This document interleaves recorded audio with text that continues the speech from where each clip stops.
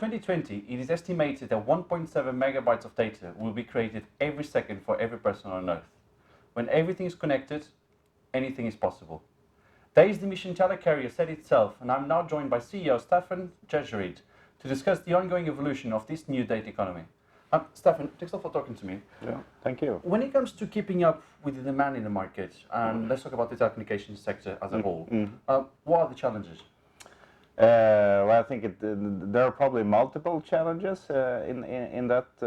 What we definitely see, I think, in terms of the growth that we want to do and make sure in the telecommunication market, I think it's a competence problem in many ways, right? And human resources and skilled labor.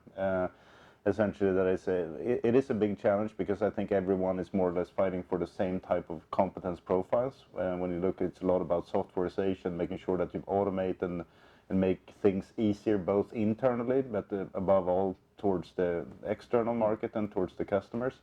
I think in many ways every industry is going through that change right now, and of course that also has effects on the resources and the skill sets to be able to acquire in that case in the market. I think that's probably the one biggest thing, and then of course you can always see, I mean, the telecommunications market in general as a market in itself is a global market, and of course you today see global trade being a little bit more challenged than what it has been before. It's a lot more isolation, I think, and regional drivers in that sense, right? Which does affect on the fringes, at least, the telecommunications market as such, right? Because it is such a global market, and especially our own footprint is also very global in that sense, right? And that does have a little bit of effect as well in terms of challenging the market in general, I think, in that sense. Okay, but the market has been shifting a lot in the past, let's say 2 to 3 years again, especially with data centers growing their footprints and getting a more central stage presence within the global market. How do you see the shift between telecoms and data centers? Well, I think, I mean, there are multiple. Well, I mean, of course, some of the data centers are almost becoming a little bit of telecommunications providers as well, right? Or providing connectivity services in that sense. But of course, what I would probably like to look at it from an angle is more from the companies that are actually moving, enterprise companies today that are actually moving their assets into public data centers because they see a higher degree of efficiency to be able to operate essentially, rather than build their own purpose-built data centers. And that's really the big driver behind the growth of data centers. Of course, the cloudification of everything is of course underpinning and driving that a lot, right? But I think those kind of things drives that there is still a high degree of need, of course, then for connectivity out of the data centers, but also from the data centers to the users of those type of services, right? So even though there might be a little bit overlap in terms of what some of the data center owners are doing with the telecommunication industry, it's not the full overlap in that sense. I think it's very symbiotic relationship in many ways, right? And a part of the ecosystem and the way that the ecosystem is growing, essentially, right? So I find it to be very interesting to see how that market has evolved, and what we're seeing now. I think it's more and more also of these, as I said before, right? The enterprises that are actually pushing their own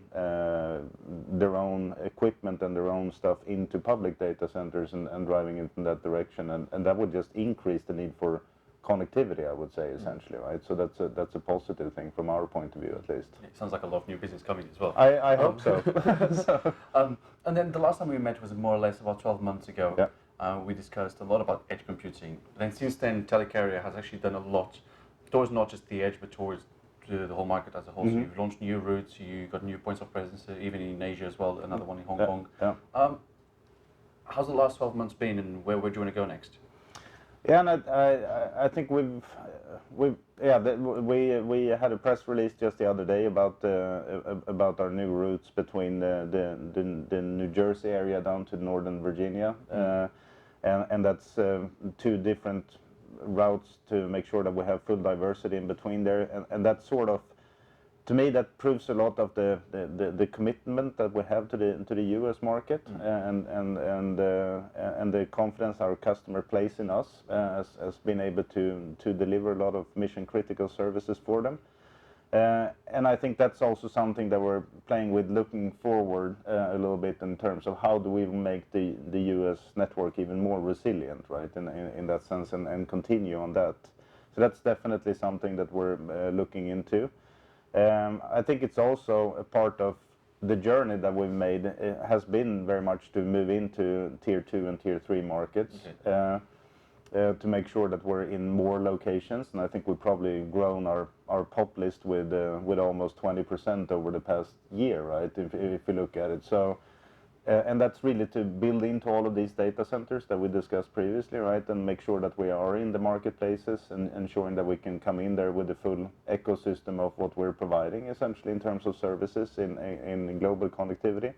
But also to follow the customers out to those locations, because it gets more and more important, and that's a trajectory that we're on and will continue being on that. And I think that's the majority of the growth is in that context. And of course, we're doing a little bit of geographic expansion into a few new countries, as we have done with Japan and Mexico, Serbia, and so forth over the past year. But I think it's a lot of the let's say near net expansions, if I put it that way, right? And increasing resilience and things like that in the network to be able to service customers even better than what we do today. Okay. Now, if we look at the global map, you did mention Serbia, Japan as new locations that you've been to. What other locations that you're not currently operating you possibly looking at, especially in the Southern Hemisphere?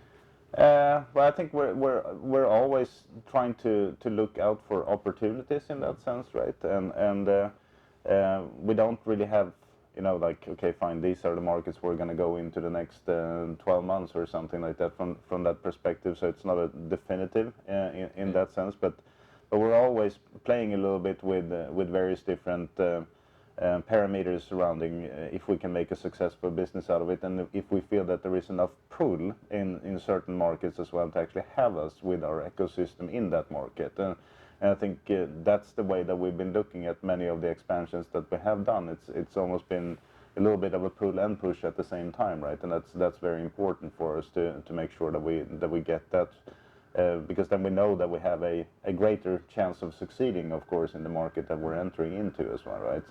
So there isn't like a list, if I put it that way, that you want to go to that I can share from that perspective, right? But I think it's always something that we continue looking at, and especially now we're as a company as well, right? We've been very focused on the wholesale segment and the very large scale content gaming and those kind of things. We'll continue being very focused on that, but we're also adding more and more functionality surrounding enterprise services, and ensuring that we can open up a little bit more in terms of that segment as well, right? And that also gives us a few different levers when we look at establishing ourselves into new markets as well, right? So I think it's because I think in many ways the wholesale market and the enterprise market is sort of really starting to meld together in that sense in terms of their needs and requirements, right? Because the requirements from the enterprises today are becoming so much more high bandwidth and cloud and internet connectivity based rather than private networks to the premises only, right? So there is a lot of those kind of dynamics as well, which also gives us an opportunity to look at business cases in a slightly different way than what we have done before, right? So. Okay, but actually one of the most interesting announcements you made recently was your bring connectivity into the EcoDatacenter infrastructure, so which is labeled as the world's first climate positive data center. Mm-hmm.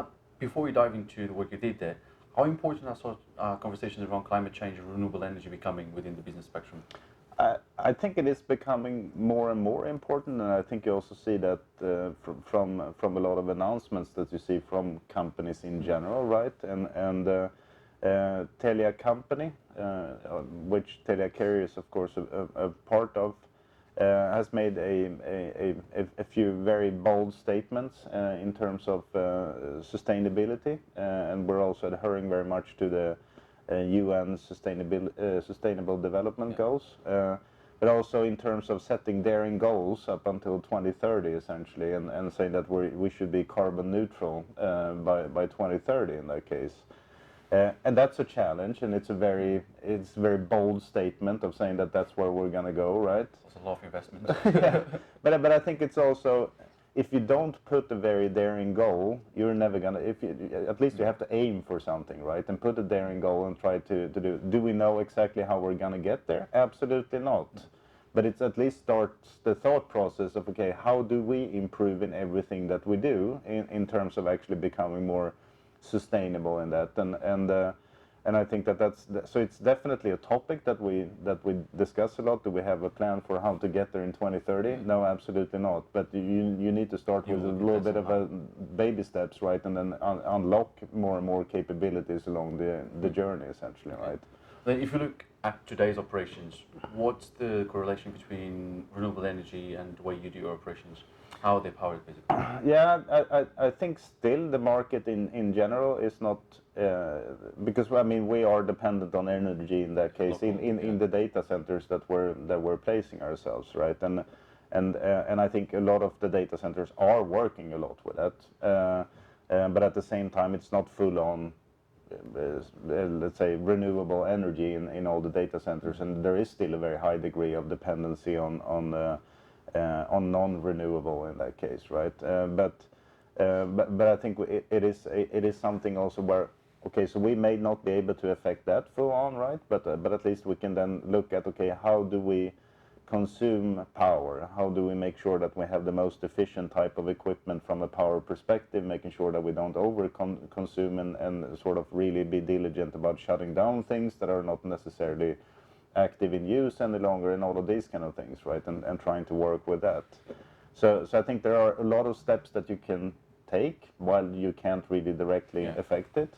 I think it was a very good the EcoDatacenter that we established ourselves in. They're really trying to do this in a very novel way, and making sure that they actually are neutral or even positive in that sense from an energy point of view.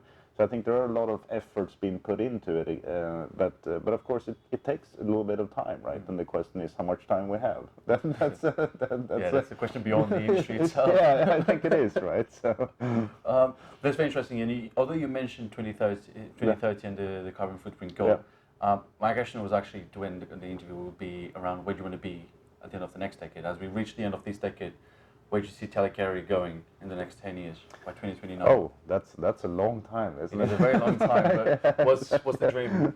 What's the dream? No, but I think we're setting ourselves very much out on the journey. I think our firm belief is to connect everything to everyone, right? And making sure that everything is connected in one way or another, and that's the nature of where we are, right? And then I think it's more sort of seeing how we can use this fantastic platform that we have, and the great network and the footprint that we have, to be able to service more types of different segments and customers that actually has a need for a lot of connectivity in that sense, right? And I think my dream is that we're sort of more or less a fabric that can sort of provide these kind of connectivity services and security functionalities and everything that is required to be feeling that you reach those destinations that you want to reach unhindered and very secure at all points in time. And if we can get that on a very broad context in terms of where we want to be as a company, I think that would be fantastic. So by 2030 you'll be the connector of the new world. Yeah, I hope so. All right, Staffan, thanks a lot for your time. Thank you very much. Don't forget you can follow Daily Economy on Facebook, LinkedIn, Twitter and Instagram, and also visit the website on www.daily-economy.com.